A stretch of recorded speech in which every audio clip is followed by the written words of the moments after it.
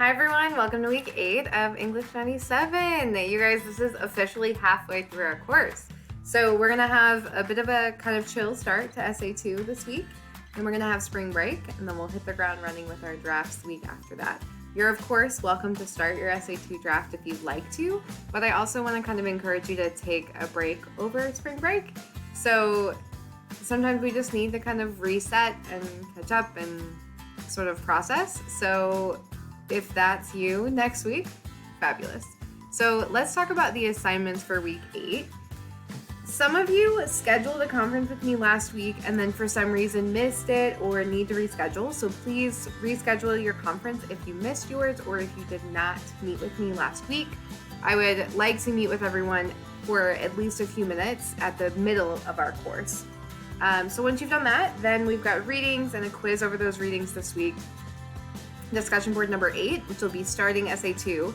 And then there will be another journal this week for extra credit. So if you feel like you've kind of fallen behind or you're looking for a way to sort of get a little bit more caught up, the journals are a great way to do that. So SA2 is what we're going to start this week. So we'll talk about that next. This essay is what I'm calling This I Believe. My picture actually cut off the title, but anyway, this is going to be what I call an informal argument. So it's different from Essay 1. Essay 1 was pretty personal. It was a narrative, it was a story about your life, right? Essay 2 is going to be a little more, I want to say formal, but that's kind of up to you depending on your topic. But the point of this essay, as it says on the assignment sheet here, is to be able to achieve rhetorical purpose. We talked about that last week with the rhetorical triangle. Having a audience that you're writing to and a reason why you're writing. And those are the two things we're really going to focus on. And then responding to the ideas of others. We're going to do that with some readings and some kind of slowing down in the reading process. And then cultivating a style and tone. So these three things are what Essay 2 is going to help us do. So the assignment says to choose a topic you have a strong opinion about or interest in. So you notice I'm leaving this pretty open-ended. I want you guys to choose something that you personally want to write about. What is something that you have, always been interested in or would like to know more about? What is something that you think other people should care about that don't? And that's what I want you to focus on. So figure out who needs to hear your opinion. This is going to be your audience. Consider what kinds of support you'll need to provide to get the audience to see things your way. However, this is not a research paper. You do want to choose something that you know a little bit about already. The tone and evidence are up to you. Make the choices that you think are necessary in order to have a good argument.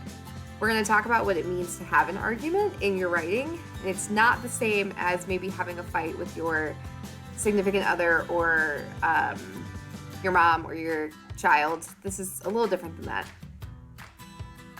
My dog just made a funny noise. For the moment, don't worry about really the level of argumentative you are. You can kind of run a spectrum from kind of really in your face to very subtle. So I want you to sort of choose whatever you feel is most appropriate. We talked about thesis statements in Essay 1. This is essentially your point, right? What is your point about your topic? You will also need a thesis for this essay. It's 1 to 2 sentences that state your opinion and why you believe the way you do. Usually goes at the end of your intro. 3 pages, double-spaced. Typically, like our first essay, you want to make sure you have a clear beginning, middle, and end.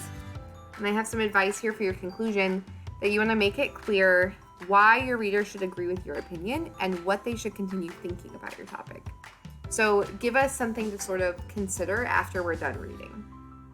And then when you think about examples and support, in Essay 1, I really encourage you to include dialogue, vivid descriptions, sort of the who, what, when, and where of that story. And here, you might want to focus more on examples or observations or reasons, more of the sort of logic behind why you believe the way that you do. These can be based on experiences, on things you've read or watched, or ideas you've learned in other classes or outside of school. We'll also look at some readings that you can use as support in your writing. So this is what I mean by being able to respond to the ideas of others. What we'll do is we'll look at some readings that you can actually incorporate into your essay if you like. So let's talk about the readings this week. One of them is called What Reading Slowly Taught Me About Writing. And this is a really powerful TED Talk. It's been a few weeks since we watched one that discusses the sort of relationship between reading and writing.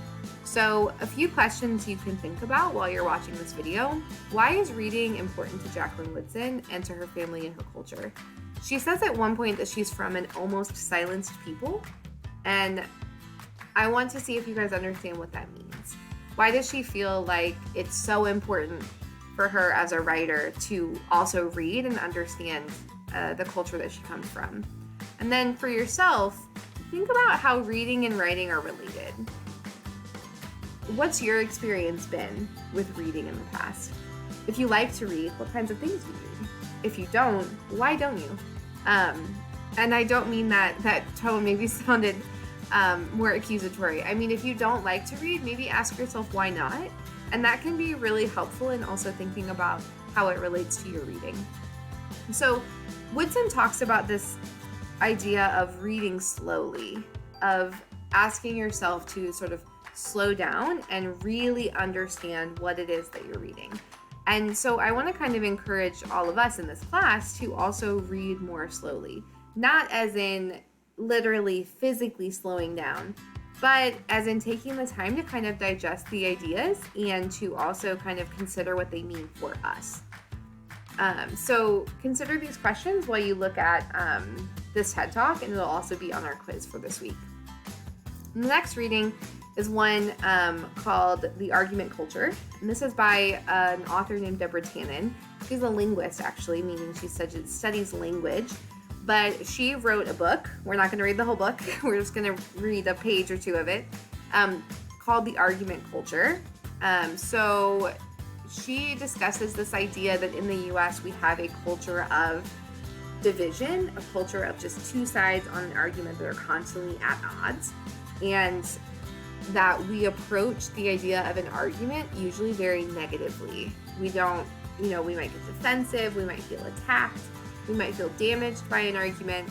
But this reading really asks you to kind of think about how you can consider a topic from multiple sides, which I think is important when we look at Essay 2.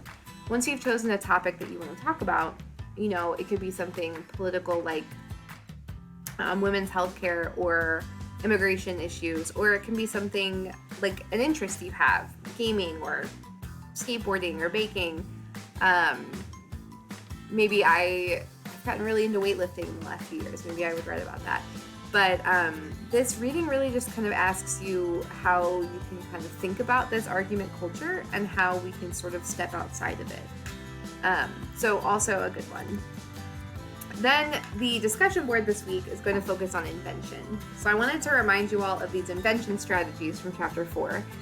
Free writing, brainstorming, questioning, clustering, all of these are options for how you can get your ideas going. So in your discussion board this week, I'm asking that you choose one of these, like we did with Essay 1, and use that to get ideas for Essay 2. Just make sure that you do it on a new topic.